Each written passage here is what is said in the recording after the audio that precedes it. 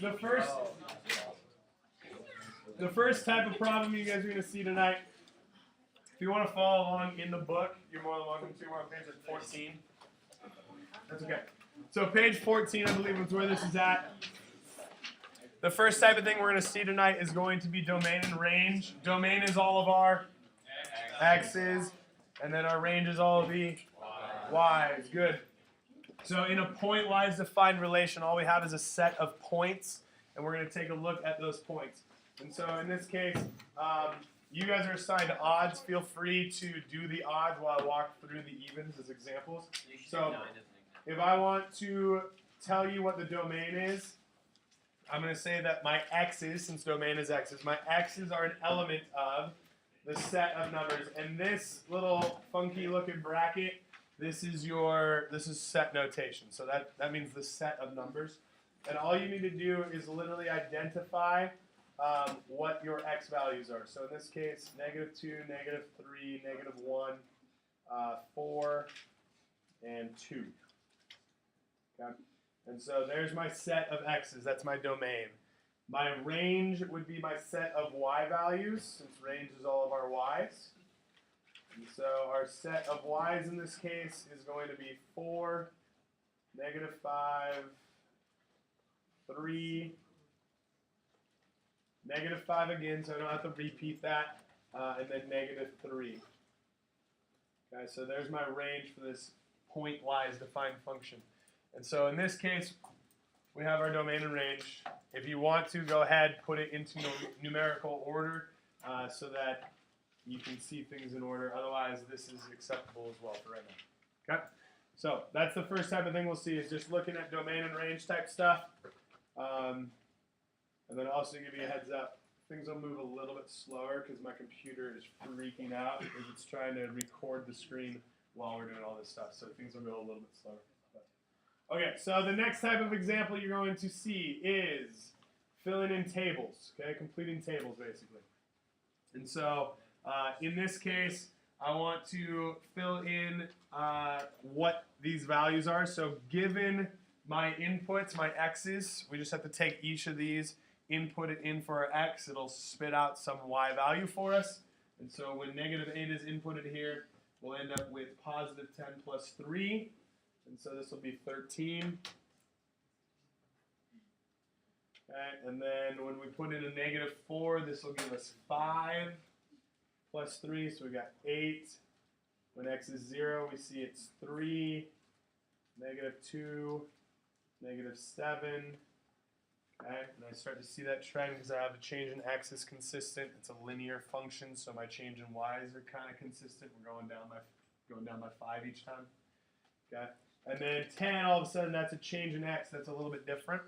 Okay, so if I plug that back in, I'll see this is -12.5 plus 3. So this will be a -9.5. Okay. So now I have my table filled out. The last piece is going to ask, what is the domain and range for these? Okay. What type of a graph is this? What's the shape of it?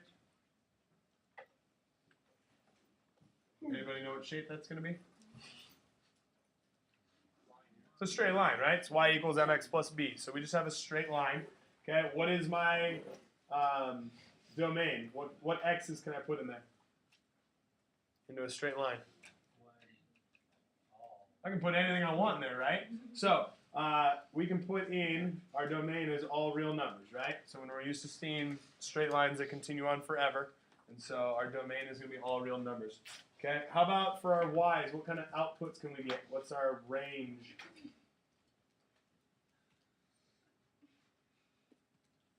Do I have a limited range, or does it also go on forever in the y direction? Go the straight line. It goes on forever, right? So anytime you get a straight line, all real numbers is going to be your domain and your range.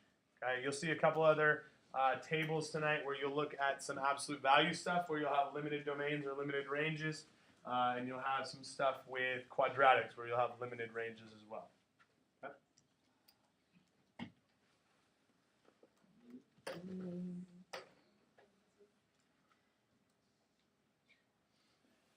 All right. Next type of thing we're going to take a look at is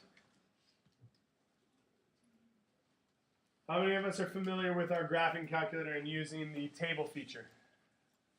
Okay, cool. So if we're not familiar with that, you can take a look at your graphing calculator, which I can't really see in the screen. Let me see if I can put it in there. Okay, so on our graphing calculator, you can type in your y equals equations, okay, whatever it ends up being. In this case, this is not what the example is. Okay, and then to see it in the table format, go second graph, which is your table, and it'll spit out, here's all my inputs, there's my outputs. Right now, maybe I'm like, oh man, why am I way off and I'm at 150? I want to go back to where it's at 0. And instead of having to scroll all the way up there, you can go second window to your table set, and you can two options that you can really work with. You can do your starting point. So let's say I wanted to start at 0.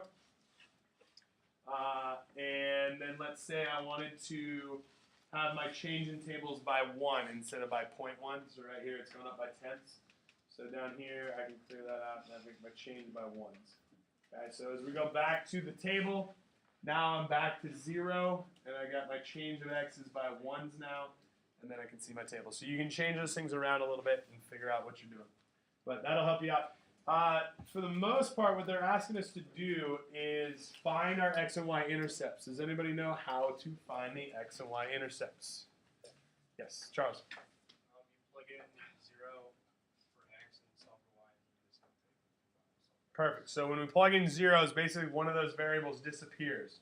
And so if I plug in 0 for x, all that's left is the y, so I'm solving for the y-intercept. If I plug in 0 for y, the y will disappear, so we'll solve for x-intercepts.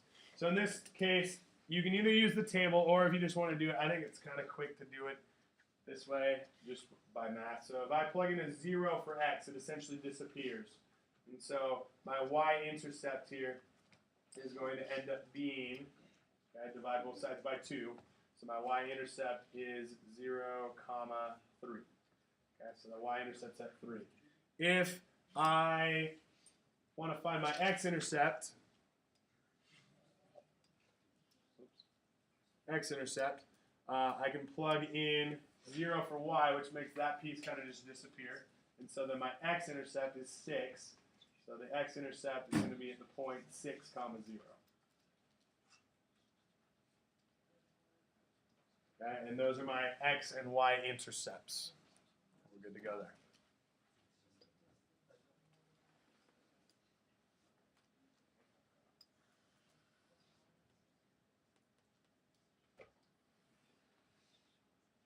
Okay. Next thing you're going to take a look at is finding the midpoints given the endpoints of a line. Anybody remember how to find the midpoints? Yes, Swetha. It's x1 plus x2 divided by 2 and y1 plus y2. Okay, so there's all those numbers and stuff, right, that we got to kind of memorize. What am I actually just doing, though, when I find a midpoint? If I can't memorize that formula, what am I essentially doing? We're finding the average of our x's and the average of our y's, right? We're just trying to get into the middle. And so that's where that formula comes from. And so all we need to do is find the average. So if you can't remember what that formula is, just be like, oh, I want to go in the middle of it. So if we're looking at 30, we have 5 and 6 as our x's. So the middle between 5 and 6 is 5.5. And if we think about it on the equation, we've got 5 plus 6 divided by 2, which gives us 5.5. Excellent. Okay? And then for our y's, what's the middle between 6 and negative 8?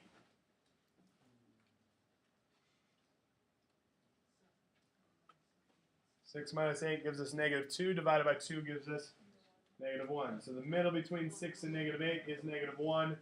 There is my midpoint. Okay?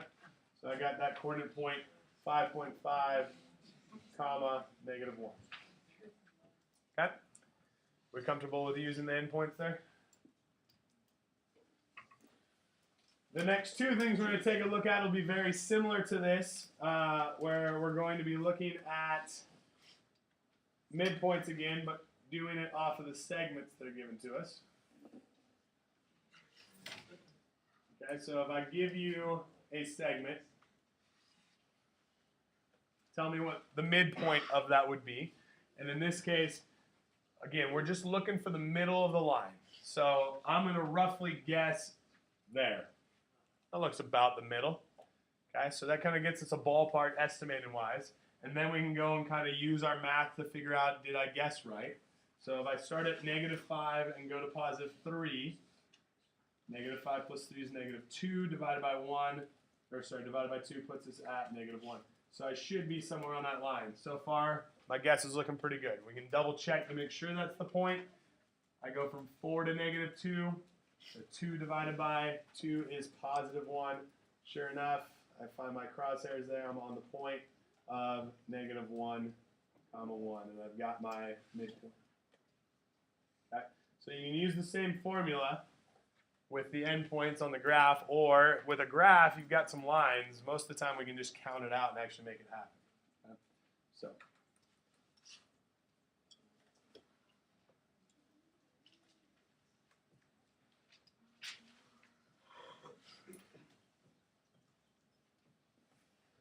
All right, and then wait for it. I'm going to freak you out and put circles on the board. Find the middle of a circle given its diameter. How do I do that? It's the exact same question, right? They just put a circle around the segment this time. So here,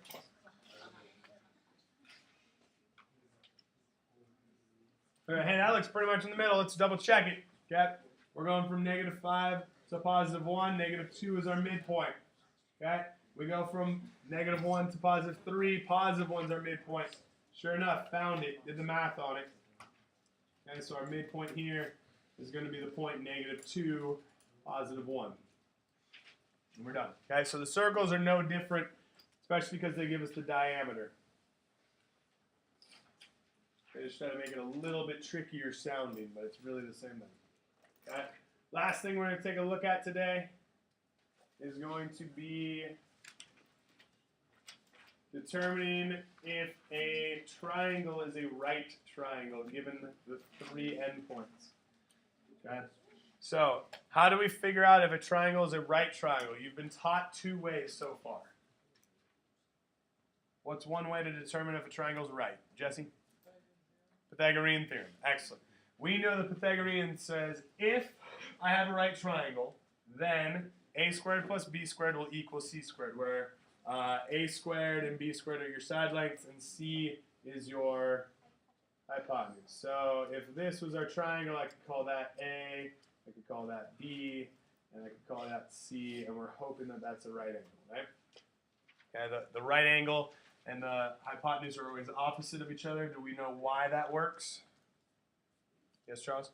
Because the longest side is always going to equal it'll always be across from the longest angle. Excellent. And in a triangle, since there's only 180 degrees, the largest angle in a right triangle has to be 90 degrees.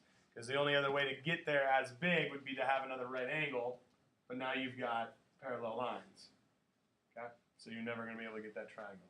Unless, of course, you're working on a globe, and then you have parallel lines that will intersect each other at the north and south poles. Anybody? No? Okay. So you can have parallel lines in 3-dimensional shapes that actually do intersect. You have a triangle that has like 270 degrees in it. It's really kind of cool. Or like 360 degrees in it even. It gets really wild. So anyways, that's college math that freaks me out even. Okay? So coming back to this, if we know the Pythagorean theorem says if we have a right triangle, then this statement holds true. The converse to it then was if a squared plus b squared equals c squared, then it is a right triangle. And so that's what we're going to use to prove this. I need to figure out what these lengths are, and we use the distance formula for that. Anybody remember what the distance formula is?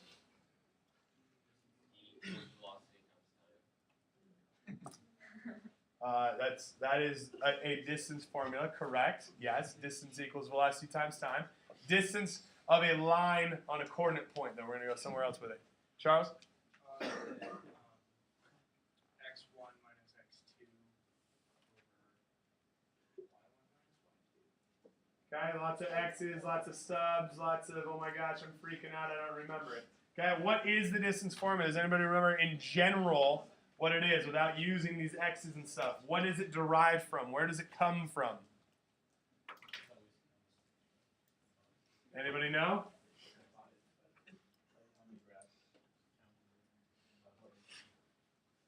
Where do they come up with this idea of the Pythagorean, oops, I just said it. The distance formula, where does it come from? The Pythagorean there, right? Here's our c squared, which is our distance. Here's our a squared, our change in x's. There's our b squared, the change in y's. They just take the square root of all of it instead of calling it c squared. So they're just taking the square root of the other side. Okay? So that distance formula is the Pythagorean theorem. They just take this and say, oh, look, I'm going to find the distance of this. There's my change of x's. There's my change in y's. And so a squared plus b squared equals c squared. There's my distance. Okay, so on a coordinate plane, we can build these nice right triangles all the time. And so that's where that formula actually comes from. All right, so let's go test number 44 and see if it's a right triangle. So if we kind of graph this one out, I've got a coordinate point of 7, 0. I've got a coordinate point of -1, 0. And we have a coordinate point of 7, 4. Just on looking at this, what's your guess? Is this going to be a right triangle? Yes, why? Kind of looks like it. What's the other way that we can test to see if a triangle is a right triangle? Protractor. What are you looking for with the protractor? 90-degree angles. How else can we figure out if something has a 90-degree angle? The what? So they're on the same line. So right now it looks like same line and same line, right? But what did we use in the past? Probably in geometry that helps us with that.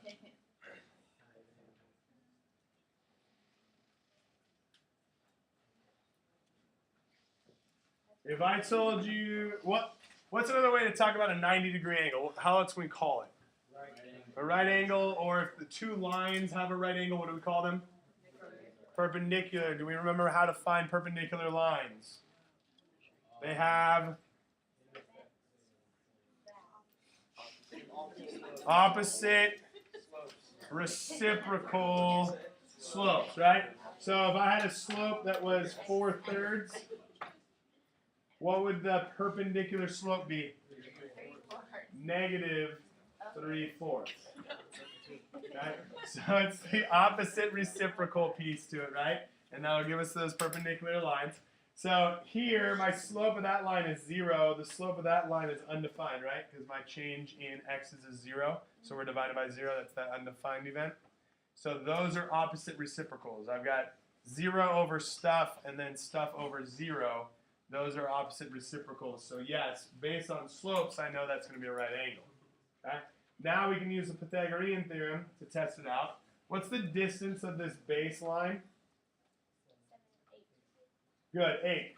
Okay, this one we could just count basically, right? But if you plugged in the formula, your change of x's would be 8 squared. Your change of y's would be 0 squared. Square root of 8 squared is 8. Excellent. Okay, same thing with this. What's my height? 4. Good. Okay. 7 minus 7. So our change in x's this time was 0. 0 squared. And then we've got 4 squared, square rooted, would then give us the height of 4. The only one we actually use this distance formula on here. Okay, Emmett, yes? Why do you square them if you're going to square root it? Like why Here? Yeah, why are they being squared if it's inside the square root? Because the plus messes with it. Oh, Okay? So the square root of this is not just this plus this. You have to do the interior first. Good question, though.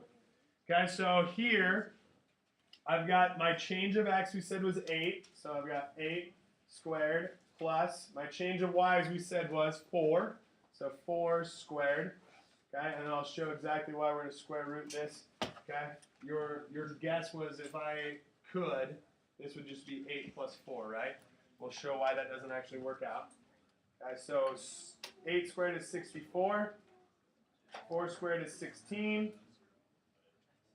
Square root of that is going to give us the square root of 80. Okay, there's our distance. Cool. All right, so now I have my three distances, right? This one is the square root of 80. How do I tell if this is a right triangle using Pythagorean theorem? That's our a squared plus b squared equals c squared. So my a is 8, so 8 squared plus 4 squared equals my c squared is the square root of 80 squared. Okay, so we're going to have 64 plus 16 equals 80. Square root of 80 squared is just itself.